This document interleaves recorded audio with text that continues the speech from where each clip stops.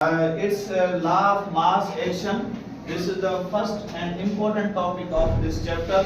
Before this, we have discussed definition of chemical equilibrium and difference between reversible and irreversible reaction. ठीक है, हमने इससे पहले reversible और इरिवर्सिबल रिएक्शन में डिफरेंस पढ़ा, जिसमें हमने ये कहा कि असल जो लॉ ऑफ मास एक्शन का या जो केमिकल इक्विलिब्रियम का ताल्लुक है वो रिवर्सिबल रिएक्शन के साथ है। मतलब अब से इस चैप्टर में हम जितना पढ़ेंगे वो क्या होगा, वो रिवर्सिबल रिएक्शन के बारे में होगा। तो इसका जो इंपॉर्टेंट टॉपिक है वो है लॉ ऑफ मास एक्शन। पहले इसकी डेफिनेशन समझते हैं। This was given by Guldberg and Waage. Peter Guldberg and CM Waage, इस तरह के इनके नाम हैं। इसकी डेफिनेशन क्या है? Rate of a chemical reaction, rate of a chemical reaction is directly proportional to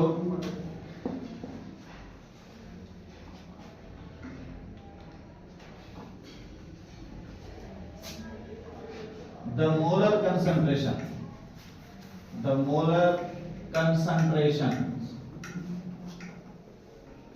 of active masses of reactant. This is the definition of law of mass action.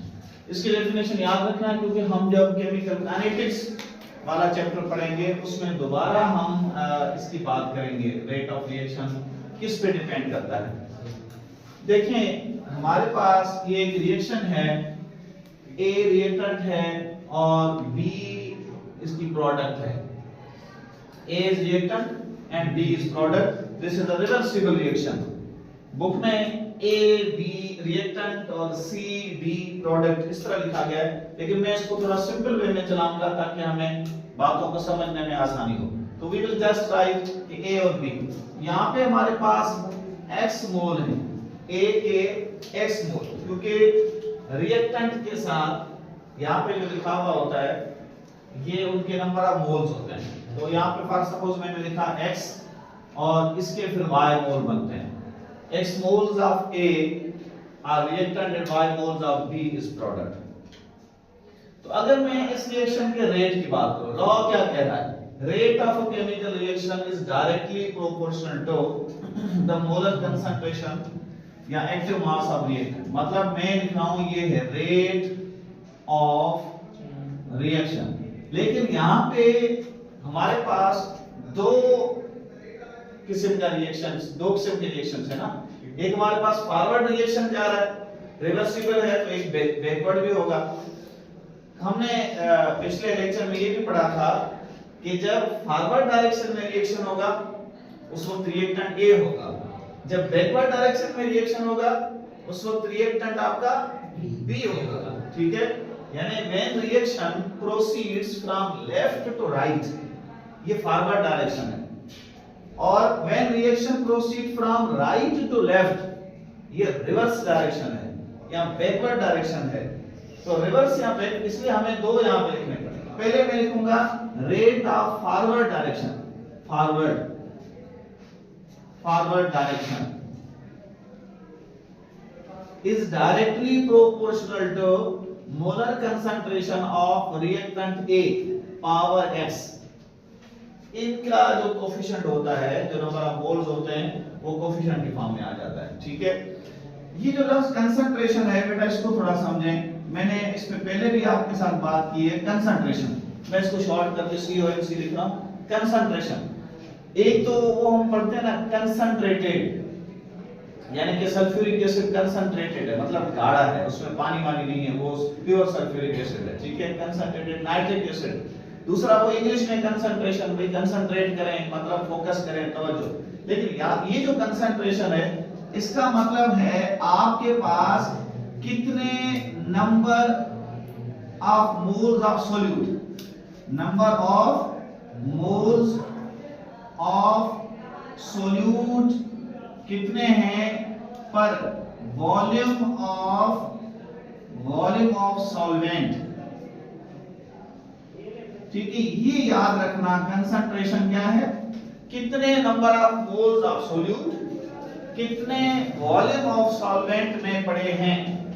हम रिएक्शंस जब कराते हैं most of the time we use reactants in solution form, जैसे aqueous solution of sodium chloride, aqueous solution of caustic soda, sodium hydroxide.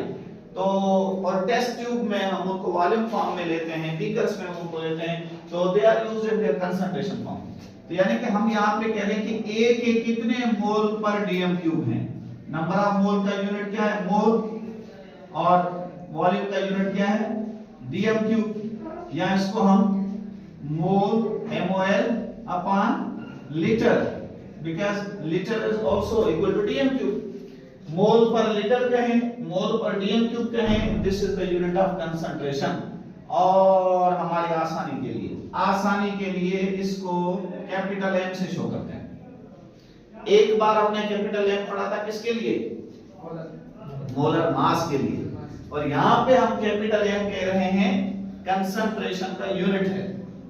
This is the concentration unit. वहां जो capital M था उसका मतलब था ग्राम पर मोल, ठीक है, मोलर मास। यहाँ क्या है, मोल पर डीएम क्यूब, दोनों इसमें इस्तेमाल होते हैं कैपिटल M। तो यहाँ पे कैपिटल M भी हम इसको लिख सकते हैं। By the way, rate of forward reaction is directly proportional to molar concentration of reactant A। Power जो यहाँ पे उसका कोएफिशिएंट होगा वो पावर के फॉर्म में आएगा। ये थोड़ा पढ़ना लेंदी है लेकिन आसान है।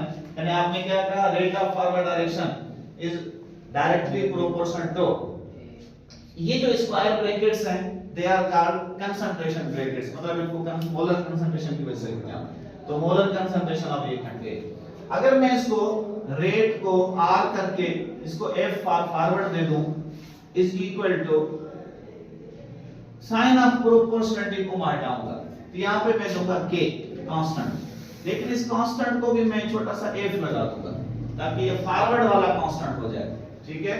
और यहां पे मैंने लिखा A पावर X, यहां तक इसको छोड़ दें। अब बात करते हैं बैकवर्ड की। Rate of backward direction reaction, rate of backward, क्योंकि ये रिवर्सिबल रिएक्शन है, ये फॉरवर्ड भी जाएगा, ये बैकवर्ड भी आएगा। Rate of backward direction reaction, backward direction reaction is directly proportional to, backward direction का रिएक्टेंट कौन है, B,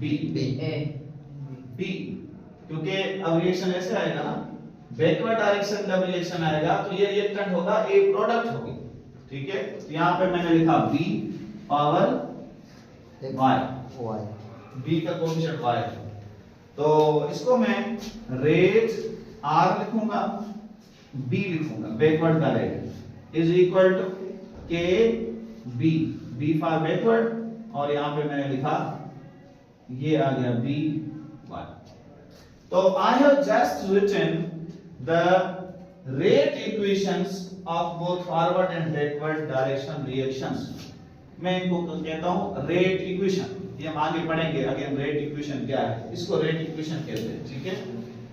लेकिन ये रिएक्शन एक टाइम के बाद इक्विलिब्रियम में आ जाता है। I told you that irreversible reactions have end point and reversible reactions have equilibrium state, equilibrium point, they acquire equilibrium state। तो यहां पे हम लिखेंगे at equilibrium state, at equilibrium, equilibrium वाली हालत पे क्या होता है, दोनों साइड बराबर, रेट ऑफ बराबर भी हो सकती है, ऊपर नीचे नहीं, रेट की बात, वो तो कंसंट्रेशन बराबर और कम या ज्यादा भी हो सकती है, लेकिन रेट क्या होता है, rate of forward direction and rate of backward direction are equal. ये इक्विलिब्रियम स्टेट की डेफिनेशन है। A state of reversible reaction at which rate of forward direction and rate of backward direction are equal. This is called equilibrium state. So at equilibrium state, rate of forward RF is equal to rate of backward. ठीक है? RF is equal to RB. तो rate of forward किसके बराबर है? KF और यहाँ पे क्या लिखेंगे? A power X is equal to RB.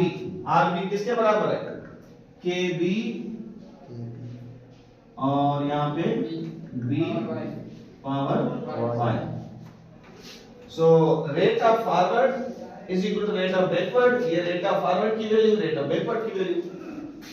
अब हमारे पास दो कांस्टेंट्स हैं, एक KF फॉरवर्ड का रेट कांस्टेंट और एक KB बैकवर्ड का रेट कांस्टेंट. ठीक है? यहाँ पे जो K है KF, ये है रेट कांस्टेंट. इसको क्या कहते हैं? Rate constant. एक हमने K पढ़ा था बॉयल्स लॉ में, चार्ल्स लॉ में, एवोगैड्रोस लॉ में. वहां हमने उसको कहा था क्या? Proportionality constant. यहाँ पे ये है रेट कांस्टेंट फॉरवर्ड का और रेट कांस्टेंट बैकवर्ड का. तो इधर हमारे पास KF ये KB इधर मल्टीप्लाई कर रहा है, इधर आएगा डिवाइड करेगा. KF upon KB is equal to, उधर क्या बचा बाकी? B पे पावर क्या है? Y डिवाइडेड बाय A पे पावर क्या है? X. तो I have KF upon KB. This is what? This is rate constant of forward direction upon rate constant of backward direction. ठीक है? तो इन दोनों को मिला के हम एक टर्म देंगे, that is KC is equal to, मतलब KC मैंने कहां से लाया? KC is equal to KF upon KB. KF upon KB forward और बैकवर्ड डायरेक्शन के रेट कांस्टेंट्स के जो उसका जो रेशियो है उसको हम KC से शो करेंगे. यहाँ पे एक कांस्टेंट आ रही है क्योंकि ये दोनों कांस्टेंट है. कांस्टेंट अपॉन कांस्टेंट, तो दोनों को हमने एक कांस्टेंट के बराबर कर दिया. KC यूज कर. KC stands for K for constant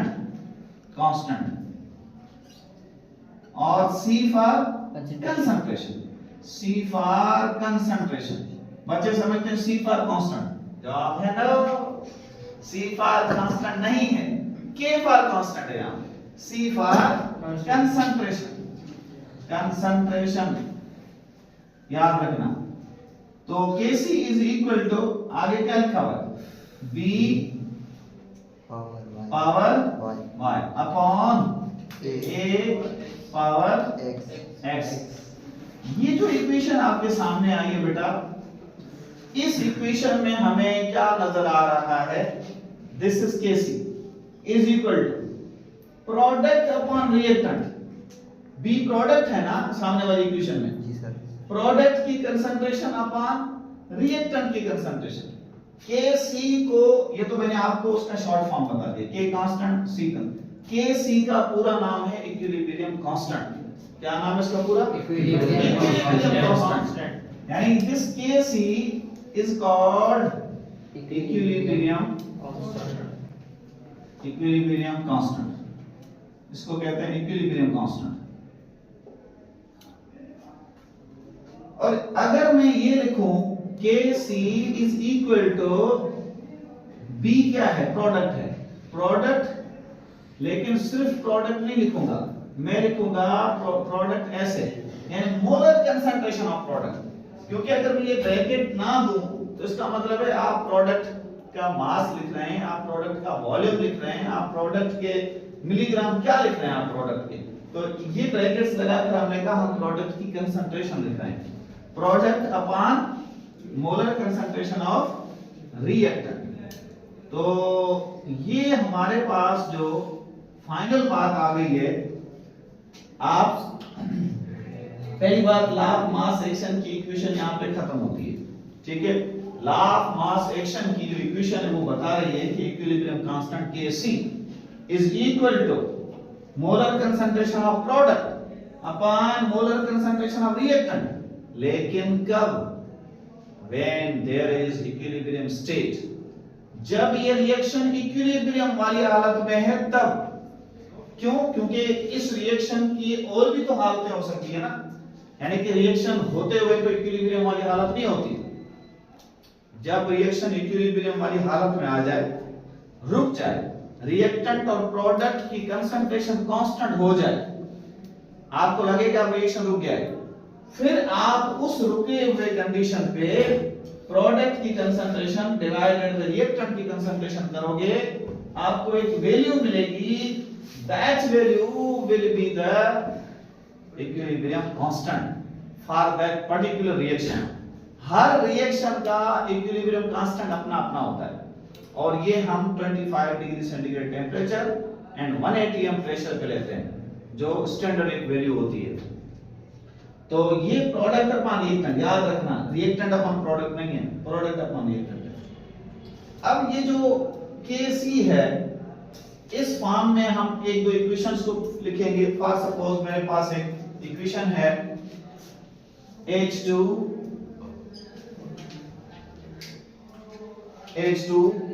plus I2, ये आपस में रिएक्शन करके 2HI बनाते हैं, हाइड्रोजन आयोडाइड। हाइड्रोजन एक रिएक्टेंट है, आयोडीन दूसरा रिएक्टेंट है, रिवर्सिबल रिएक्शन है, दो मोल हाइड्रोजन आयोडाइड के बना रहे हैं। अगर मैं आपको कहता हूं कि इस रियल रिएक्शन को, ये तो हमारे पास क्या था, ये तो एक फर्जी रिएक्शन था, this was a hypothetical reaction, ठीक है। अब ये एक रियल रिएक्शन है, तो Kc मुझे बना के दो। आप कहेंगे सर कोई मसला नहीं है, Kc is equal to product यहां पे क्या है 2HI, तो 2HI को आप यहां पे लिखेंगे HI, hydrogen iodide power 2। Why 2? Because its coefficient is 2. दो इसका कोफिशिएंट है, तो आपने वो, हमने इस x को इसलिए तो उठाया था ना यहाँ पावर, तो वो 2 वहां पे पावर के फॉर्म में आ गया। सर 2 क्यों आया? बेटा इसका कोफिशिएंट 2 है ना, मतलब रिएक्टेंट या प्रोडक्ट का जो भी कोफिशिएंट होगा, जो उसके फार्मूला के आगे लिखा हुआ है, वो उसका कोफिशिएंट है, वो उसके मोल्स की तादाद है। जब आप इक्वेशन में लिखोगे तो वो आप उसको एक्सपोनेंट या पावर के फॉर्म में यूज करोगे। और हाइड्रोजन का कोई कोफिशिएंट है 1 है, मतलब हम 1 नहीं लिखेंगे, तो जस्ट ऐसा हम लिखेंगे। और आयोडीन का भी कोई नहीं है, I2, यहाँ पे I2 लिखा और ऐसे। याद रखना बच्चे, इस प्लस को देखकर यहाँ पे बीच में प्लस देते हैं, यहाँ पे प्लस हम नहीं देंगे। There will not be plus because these are multiplying to each other। अगर हमारे पास दो प्रोडक्ट होते तो भी हम बीच में प्लस नहीं देते।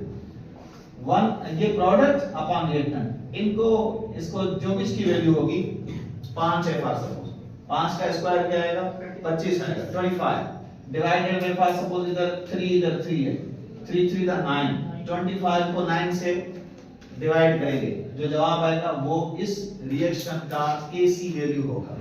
That will be the Kc value of for this particular reaction. Now question is there that is there any unit for this Kc or not? Kc का यूनिट होगा कि नहीं होगा? जवाब है Kc का यूनिट हो भी सकता है और Kc का यूनिट नहीं भी हो सकता, ठीक है।